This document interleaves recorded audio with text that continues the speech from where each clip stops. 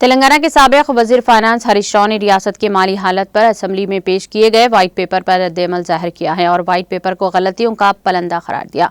उन्होंने असेंबली में इस मसले पर इजहार ख्याल करते हुए इल्जाम लगाया कि ये व्हाइट पेपर साबिक हुकूमत को परेशान करने का रुझान है।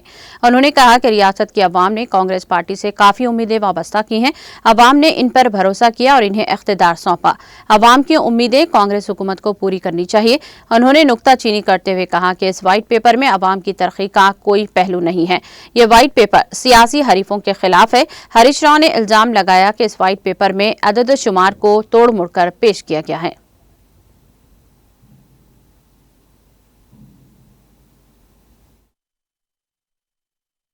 ప్రస్తుత మంత్రివర్యులు శ్రీధర్ బాబు గారు కూడా ఇక్కడ నుంచి ఈ వివరాలన్నీ సభలో చర్చించినటువంటివే.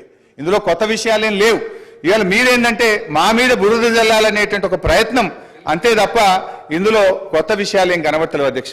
ఎందుకంటే ఆధారాలు కూడా ఉన్నాయి అధ్యక్ష.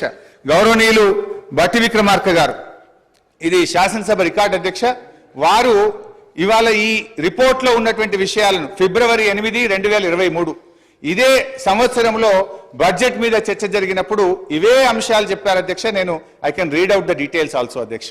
అంటే బట్టి గారు ఆ రోజు ఇక్కడ నుంచి ఏం మాట్లాడినరో ఇవాళ ఆర్థిక మంత్రిగా అక్కడ నిలబడి కూడా అవే విషయాలు చెప్పినారు తప్ప ఇందులో పెద్ద కొత్త విషయాలు బయట పెట్టిందో కొత్త ముచ్చట్లు చెప్పిందో ఏమి లేదు.